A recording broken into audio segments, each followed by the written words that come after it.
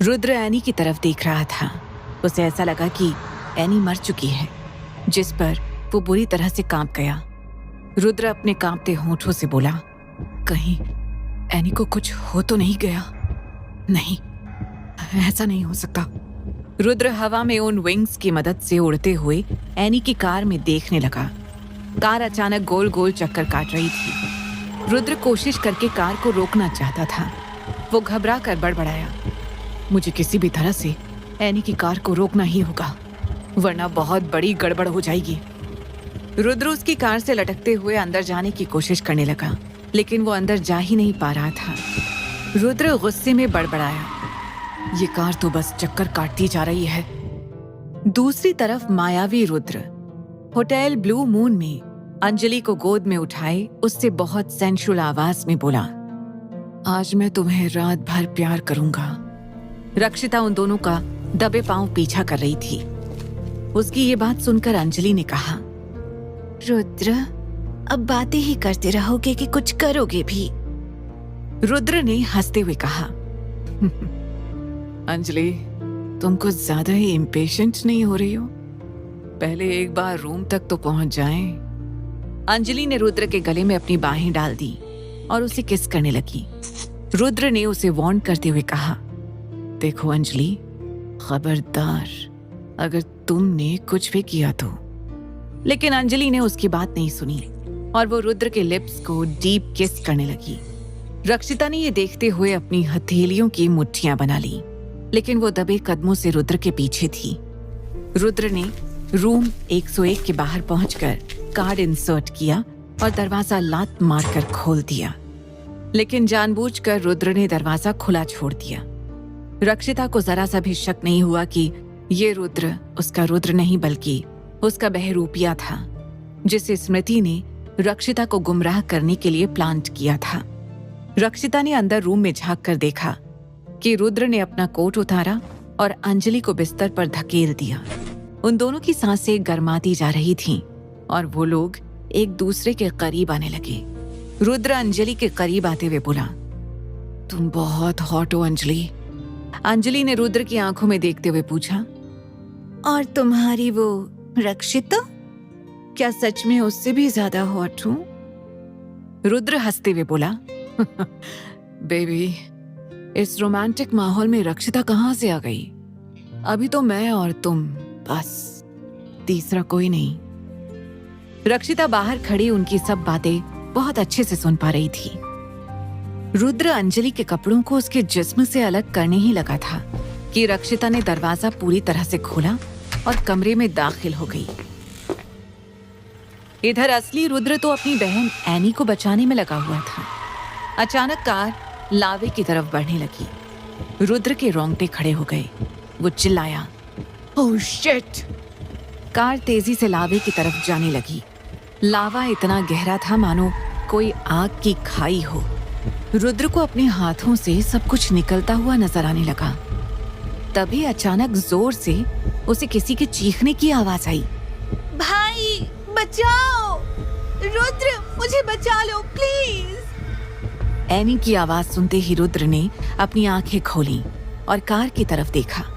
उसे इस बात की शांति हुई कि एनी जिंदा थी। एनी उसी की तरफ ही देख रही थी। फिर एनी ने लावे की तरफ देखा। वो और भी ऊंची आवाज में चिल्लाने लगी, रुद्र भाई, बचाओ! रुद्र बहुत तेजी से कार की तरफ लपका और उसने कार का दरवाजा खोला और अंदर दाखिल हो गया। आसपास खौलता लावा था, लेकिन रुद्र ने अपनी आंखें बंद की और कुछ बड़बड़ाया। उसके साथ ही एनी कार से बाहर मैदान में जा गिरी और बेहोश हो गई। मगर रुद्र अभी कार में फंसा हुआ था और कार लावे की तरफ और भी तेजी से जाने लगी। रुद्र ने बॉल को हाथ में तेजी से दबाया और उसमें से लाइट निकलने लगी। उस लाइट के झटके से रुद्र खुद भी कार से बाहर जा गिरा। उसने एनी की तरफ देखा जो बेहोश पड़ी हुई थी। वो जल्दी से एनी के पास गया और उसके गाल को थपथपाते हुए उसे उठाने की कोशिश करने लगा। एनी, उठो एनी, प्लीज उठ जाओ। तभी उसके कानों में किसी के हंसने की आवाज आई। रुद्र ने पीछे घूमकर देखा। वहां आकाश खड़ा उन्हें देखकर हंस रहा था। रुद्र को उसे देखकर बहुत गुस्सा आया और वो उठकर खड़ा हो गया। वो गुस्से में गुर्राते हुए बोला, आकाश, तूने मेरी बहन को हाथ लगाकर ठीक नहीं किया और इसकी सजा तो तुझे भुगतनी ही होगी। रुद्र की बात सुनकर आकाश और भी ज्यादा हंसने लगा। फिर वो अगले ही पल सीरियस होते हुए बोला, रुद्र, यह आकाश का माया जाल है और इसमें से निकल पाना तेरे लिए आसान नहीं है। रुद्र ने अपने दांत भींचते हुए कहा, अच्छा, तू जैसा 2 टके का यक्ष मुझे चुनौती दे रहा है।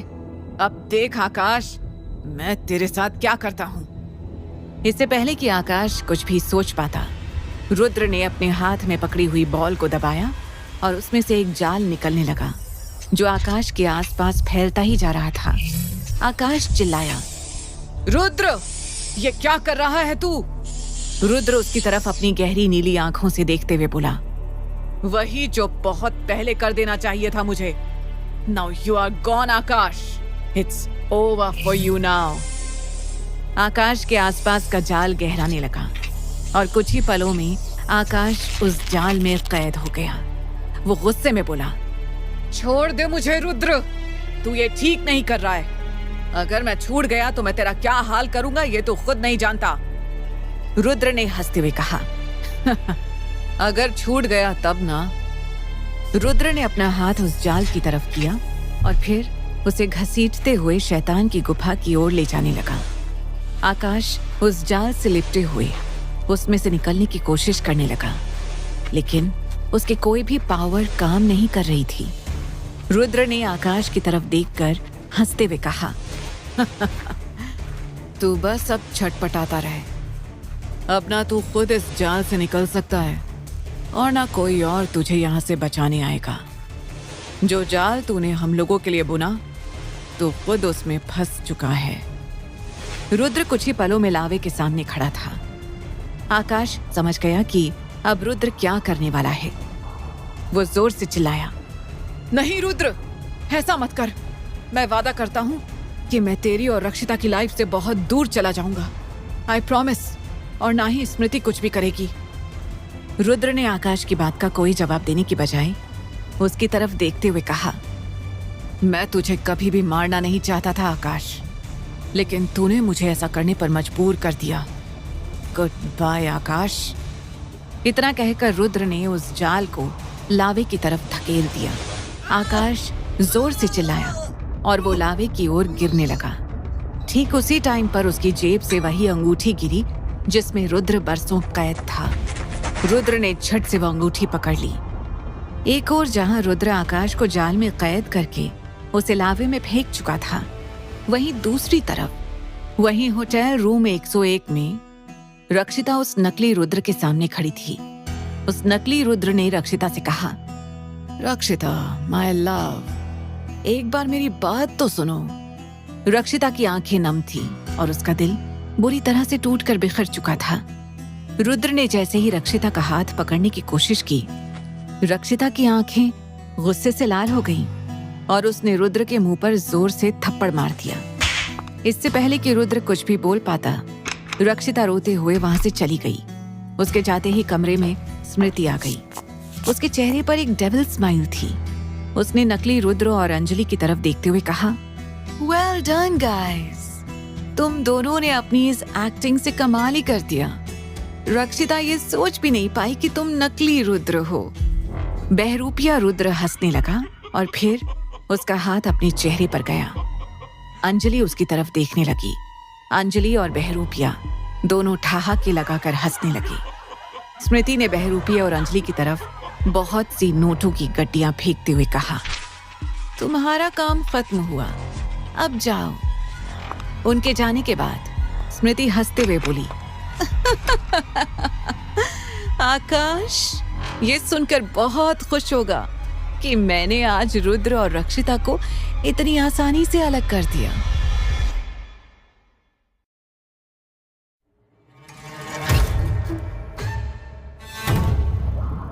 इधर आकाश जाल में फंसे हुए लावे में गिरता ही जा रहा था और लावे को छूते ही उसका शरीर गलने लगा था। उसके चिल्लाने की आवाज चारों ओर गूंजने लगी। रुद्र दूर खड़े होकर आकाश को उस लावे में गिरते हुए देखने लगा। आकाश के बदन का एक एक पार्ट उस लावे में जल रहा था। जितना उसकी बॉडी गल रही थी, उतना ही उसकी चीखें बढ़ने लगी। रुद्र को उसे इस तरह देखकर अजीब सा सुकून महसूस होने लगा। उसने गहरी सांस लेते हुए कहा, एक दिन तुम्हारा यही हश्र होना था आकाश, क्योंकि तुम सुधरने का नाम नहीं ले रहे थे। मैंने तुम्हें इतना समझाने की कोशिश की। रुद्र शैतान की गुफा से बाहर निकल गया। उसने बाहर जाकर उस गुफा की तरफ देखते हुए कहा, आकाश की तरह इस गुफा और उस लावे को भी भस्म होना ही होगा। रुद्र ने अपना वो हाथ गुफा की तरफ किया जिसमें उसने बॉल पकड़ी हुई थी। आंखें बंद करके वो कुछ बुदबुदाने लगा। उस बॉल में से अचानक आग निकलने लगी। रुद्र ने उस बॉल को गुफा की तरफ तेजी से उछाल कर फेंका। इसके साथ ही एक ब्लास्ट की आवाज हुई। उस ब्लास्ट के साथ ही पूरी गुफा हवा में उड़ गई और एक खाली मैदान में बदल गई। रुद्र ने चैन की सांस ली। इसके बाद वो जल्दी से एनी के पास पहुंचा, जो अभी तक बेहोश पड़ी हुई थी। रुद्र उसे हिलाते हुए बोला, एनी, एनी, उठो एनी। कुछ देर बाद एनी को होश आ गया। रुद्र ने एनी को अपने सीने से लगा लिया। रुद्र उसके बालों को सहलाते हुए बोला, तुम ठीक हो ना एनी? एनी ने हाँ में अपना सिर हिलाते हुए कहा, मैं ठीक हूँ भाई। एनी के ठीक महसूस होते ही वो दोनों वहां से निकल गए। दूसरी तरफ आकाश की चीख स्मृति तक पहुंच गई थी। स्मृति घबरा गई। उसने उस आवाज को याद करते हुए खुद से कहा, आकाश, ये तो उसी की आवाज थी। स्मृति जल्दी से वहां से निकल गई और उस जगह पहुंच गई जहां वो शैतान की गुफा थी। वो घबरा कर बोली, वो गुफा कहाँ गई और आकाश वो कहाँ गया? स्मृति ने आगे बढ़कर मैदान के पास वाली खाई में देखा। यहाँ तो कुछ भी नहीं दिख रहा है। मुझे इस खाई में जाना होगा। स्मृति ने अपनी आंखें बंद की और वो खाई में पहुंच गई। उसने जोर से आवाज लगाई, आकाश, आकाश, आकाश, भाई कहाँ हो? तभी उसे दूर कोई पड़ा हुआ नजर आया। वो घबराकर उस तरफ भागी। अपने सामने आकाश के गलते हुए शरीर को देखकर उसकी चीख निकल गई। स्मृति समझ गई कि क्या हुआ होगा। वो आकाश की बॉडी के करीब पहुंची और देखा कि उसके शरीर का बुरा हाल हो चुका था। उसकी आंखों से आंसू निकलने लगे। वो आकाश के पास बैठ गई और उसने उसका हाथ अपने हाथ में ले लिया। आकाश भाई, ये क्या हो गया? तुम्हें कुछ नहीं हो सकता। लेकिन फिर स्मृति को अचानक कुछ महसूस हुआ। उसने आकाश के हाथ को अपने कान से लगाया। उसकी नब्ज चल रही थी। वो गहरी सांस लेते हुए बोली, ये तो जिंदा है। मुझे इसे वापस लेकर जाना होगा। उसने आकाश पर हाथ रखा और उसके साथ वहां से टेलीपोर्ट हो गई। उसने आकाश को एक बिस्तर पर लेटाया और फिर अब धीरे धीरे उसके चेहरे पर गुस्सा आने लगा। उसने जब आकाश को कोमा में देखा तो वो गुस्से में पागल हो गई। उसने गुस्से में टेबल का पड़ा सामान नीचे गिरा दिया। स्मृति गुर्राते हुए बोली, आकाश को घर लाने तक मैंने अपने गुस्से पर काबू किया हुआ था, लेकिन अब नहीं। मैं अब खुद को नहीं रोक सकती। उस रुद्र ने मेरे भाई का ये हाल किया है ना, उसे मैं छोड़ूंगी नहीं। मैंने हमेशा रुद्र से प्यार किया, लेकिन उसने मेरे साथ अच्छा नहीं किया। आकाश के साथ ऐसा करने के लिए मैं रुद्र को कभी माफ नहीं करूंगी। फिलहाल आकाश के जिंदा होने की बात मुझे सीक्रेट रखनी होगी। इसके बाद स्मृति ने कमरे के सामने वाला दरवाजा खोला। उसके बाद वो बालकनी में जाकर खड़ी हो गई और उसने अपने हाथ ऊपर कर लिए। उसके ऐसा करने से ही मौसम बदलने लगा और बादल गरजने लगे। स्मृति की आंखें लाल हो चुकी थीं। स्मृति ने अपनी लाल आंखें बंद की और चिल्लाई, अब मुझे अपने दूसरे भाई विवान को उसकी 50 सालों की नींद से जगाना ही होगा। आकाश उसका भी भाई है और वो अपने भाई के इस हाल का बदला रुद्र से लेगा। उठो विवान, उठो। अपने भाई को ठीक करने और उसका बदला लेने के लिए तुम्हें उठना ही होगा। विवान, उठो। जैसे ही स्मृति ने अपने हाथ नीचे किए, वैसे ही मौसम भी ठीक हो गया। लेकिन किसी ने अंदर कदम रखा, जिसे देखकर स्मृति के चेहरे पर स्माइल आ गई। वो जल्दी से बाहर गई और उसने देखा कि सामने एक हैंडसम लड़का खड़ा है। विवान, तुम इतनी जल्दी आ गए? विवान ने स्मृति को गहरी नजरों से देखा और फिर आकाश पर नजर डाली। विवान की गहरी नीली आंखें आकाश को देख रही थी। उसने आकाश को हाथ लगाया और बोला, आकाश ठीक हो जाएगा। स्मृति के चेहरे पर स्माइल आ गई और उसने पूछा, क्या तुम सच बोल रहे हो विवान? विवान ने सिर हिलाते हुए कहा, हाँ, आकाश पहले की ही तरह ठीक हो जाएगा। लेकिन वो बोलते बोलते रुक गया। स्मृति इरिटेट होते हुए बोली, लेकिन क्या विवान, अपनी बात तो पूरी करो। विवान ने जवाब दिया, उसके लिए खून चाहिए होगा, और वो भी इंसानी खून। विवान की बात सुनकर स्मृति चौंकते हुए बोली, क्या इंसानी खून? विवान ने स्मृति की तरफ देखते हुए कहा, लगता है तुम शायद भूल गई हो कि हम लोग यक्ष हैं और हमारा सब कुछ खून से चलता है, तो आकाश ठीक भी तो इंसानी खून से होगा, है ना? स्मृति ने मुस्कुराते हुए कहा,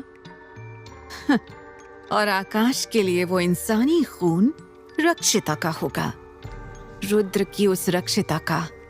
विवान ने कहा, फिर ठीक है, हर 2 महीने के बाद रक्षिता का खून आकाश के लिए लाना होगा, लेकिन किसी को भी इस बात की भनक नहीं लगनी चाहिए कि ये खून आखिर क्यों लिया जा रहा है, और खुद उस रक्षिता को भी नहीं।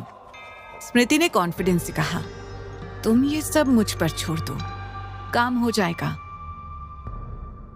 दूसरी तरफ रुद्र एनी को लेकर अपने मैंशन डार्क हेवन में पहुंच गया।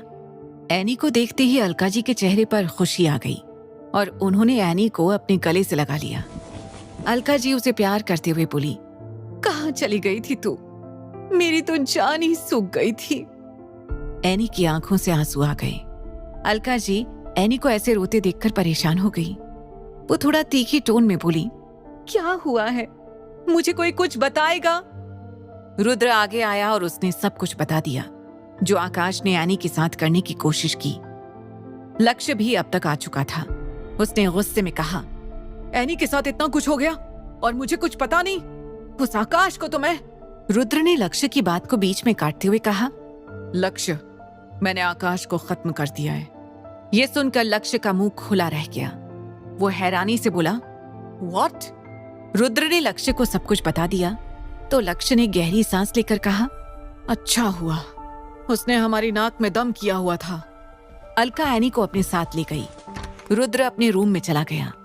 फिर उसे अचानक ध्यान आया, मुझे रक्षिता के पास जाना चाहिए। इतने दिनों से मैं उससे मिल नहीं पाया। It's time to meet my love. इधर हवेली में रक्षिता की नींद उड़ चुकी थी। उसे रुद्र और अंजलि के बीच के मोमेंट्स याद आ रहे थे। कभी वो गुस्से में आती तो कभी रोने लगती। उसने गुस्से में अपनी मुट्ठी बनाई और बड़बड़ाई, मैं अब रुद्र से किसी तरह का कोई भी वास्ता नहीं रखूंगी। मुझे उस पर विश्वास करना ही नहीं चाहिए था। किस पर विश्वास नहीं करना चाहिए था रक्षिता? रक्षिता ने पीछे घूमकर देखा तो वहां रुद्र खड़ा था। रक्षिता के चेहरे का रंग उड़ गया। उसने उसी टाइम पूछा, तुम यहाँ क्या कर रहे हो रुद्र? रुद्र पहले उसकी टोन पर थोड़ा हैरान हुआ। क्या मतलब? क्या हुआ? रुद्र रक्षिता की तरफ बढ़ने लगा तो रक्षिता ने रुद्र से कहा, वहीं रुक जाओ रुद्र, मेरे पास भी आने की कोशिश मत करना। रुद्र उसकी बात को अवॉइड करते हुए रक्षिता के करीब आने लगा। रक्षिता के चेहरे का रंग बदलता जा रहा था। रुद्र रक्षिता के करीब पहुंचा और उसने रक्षिता को दीवार से चिपका दिया। उसने दीवार पर अपने हाथ रखते हुए रक्षिता की आंखों में देखा। एक पल के लिए रक्षिता रुद्र की गहरी नीली आंखों को देखकर घबरा गई। उसने अपना चेहरा दूसरी तरफ कर लिया तो रुद्र ने उसके गाल को पकड़कर रक्षिता का चेहरा अपनी ओर करते हुए पूछा, क्या हुआ? Why are you behaving like this? रक्षिता ने हिम्मत करके रुद्र की आंखों में देखते हुए कहा, मैंने कहा ना, जाओ यहां से, मुझे तुम्हारे साथ कोई रिश्ता नहीं रखना है। यह सुनकर रुद्र के पैरों तले जमीन खिसक गई।